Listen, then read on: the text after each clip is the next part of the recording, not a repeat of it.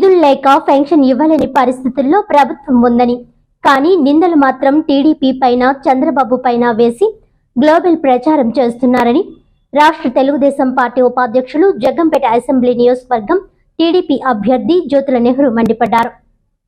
ఈ సందర్భంగా ఆయన మాట్లాడుతూ, ఈ రాష్ట్రంలో సామాజిక ప్రజా పెన్షన్లు పంపిణీ చేయలేని దుస్థితిలో ఈ ప్రభుత్వం ఉందని, మొత్తం ఖజానాలోని 13,000 కోట్ల రూపాయలు తన అనునీయులు, కాంట్రాక్టర్లకు దోచిపెట్టి 3వ తేదీ వచ్చిన బ్యాంకులలో డబ్బులు లేని పరిస్థితుల్లో ఈ ప్రభుత్వం ఉందని అన్నారు. ఈ రోజు వాలంటీర్ వ్యవస్థ, ఎన్నికల కమిషన్ ఎన్నికల నియమావళిలో భాగంగా వారి ఇంటికి వెళ్లి పెన్షన్ తీసుకునే వారిని ప్రలోభాలకు గురి చేస్తారనే ఉద్దేశ్యంతో వారిని విధుల నుంచి తప్పించి ప్రతి గ్రామంలో ఉన్న సచివాలయ సిబ్బందికి పెన్షన్లు ఇచ్చే బాధ్యత ఇవ్వడం జరిగింది. కానీ వారి దగ్గర డబ్బులు లేక ఈ రోజుకి పెన్షన్ పంపిణీ చేయలేని స్థితిలో ఉంటే, జగన్మోహన్ రెడ్డి దగ్గరుండి ఇక్కడ పోటీ చేస్తున్న అభ్యర్థి వరకు ఒక గ్లోబల్ ప్రచారం నిర్వహిస్తూ ఇదంతా చంద్రబాబు నాయుడు, తెలుగుదేశం చేస్తుందని, వారి వల్లే పెన్షన్లు పంపిణీ చేయడం లేదని, వారి సొంత మీడియా అయినటువంటి TV9, సాక్షి టీవీ వంటి ఛానల్లో తప్పుడు ప్రచారాలు చేస్తున్నారని, చంద్రబాబు ఎక్కడైనా తన వాయిస్ లో కానీ తన సంతకం పెట్టి ఇచ్చిన వినతి పత్రంలో కానీ పెన్షన్లు ఇవ్వద్దని ఉందా అని వైసీపీ వారిని ప్రశ్నించడం జరిగింది. ఈ రోజు ప్రభుత్వం కూడా 80 సంవత్సరాలు దాటిన వృద్ధులకు, దివ్యాంగులకు, అనారోగ్యంగా ఉన్న వారికి ఇంటి వద్ద పెన్షన్ ఇచ్చే విధంగా చర్యలు కూడా తీసుకోవడం జరిగిందని అన్నారు. తెలుగుదేశం నాయకులకు, కార్యకర్తలకు ఒకటే మనవి, ఇలాంటి తప్పుడు ప్రచారాలను తిప్పికొట్టి జరిగిన వాస్తవాలను ప్రజలకు, పెన్షన్దారులకు వివరించాలని, వారికి తగిన సహాయం అందించాలని సూచించారు. ఈ కార్యక్రమంలో కొత్త కొండబాబు, పాండ్రంగి రాంబాబు, దాపర్తి సీతారామయ్య, శీలామంతుల వీరబాబు, వెలిశెట్టి శ్రీనివాసరావు తదితరులు పాల్గొన్నారు. ఈరోజు వైఎస్ఆర్ కాంగ్రెస్ పార్టీ సాక్షాత్తు జగన్మోహన్ రెడ్డి దగ్గర నుంచి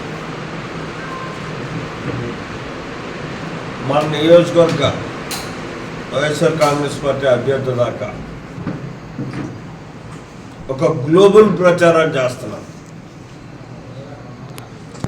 ఏదైతే పెన్షన్ వ్యవహారం ఉందో, ఈసీ ఇచ్చినటువంటి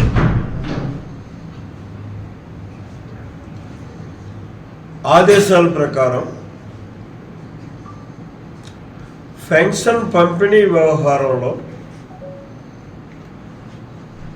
వాలంటీర్లని ఇన్వాల్వ్ కావద్దని చెప్పినటువంటి పరిస్థితి ఉంది. దీంట్లో ఎక్కడా చంద్రబాబు నాయుడు గారు ప్రమేయం అన్నది లేదు.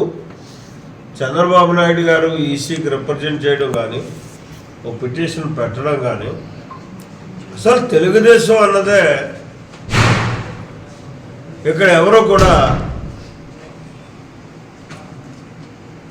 ఈసీ వరకు కంప్లైంట్ చేసినటువంటి పరిస్థితి లేదు. వాలంటీర్లు పెన్షన్లు ఇస్తే ప్రలోభపరుస్తారని మాత్రం మనందరిలోనే కూడా ఆ అనుమానం ఉంది. అది వాస్తవం కూడా. అయితే ఇక్కడ కేవలం డబ్బులు లేక రాష్ట్ర ఖజానాలో డబ్బులు లేనటువంటి సందర్భంలో దీన్ని ఈసీ ఇచ్చినటువంటి ఏ ఆదేశాలు అయితే ఉన్నాయో ఆ ఆదేశాలని ఇవాళ తప్పుదారి పట్టించి తెలుగుదేశం పార్టీ పెన్షన్ లాభించేసింది అని చెప్పి గ్లోబల్ ప్రచారం చేస్తున్నారు. ఇది కరెక్ట్ కాదు.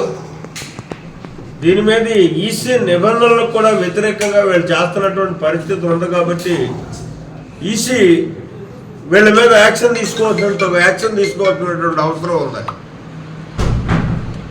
ఎందుకంటే డబ్బులు లేవన్న దాన్ని ప్రత్యక్షంగా ఆధారాలతో సైతంగా ఈవేళ మీరు ఏ బ్యాంకుకి వెళ్ళినా విలేకరులుగా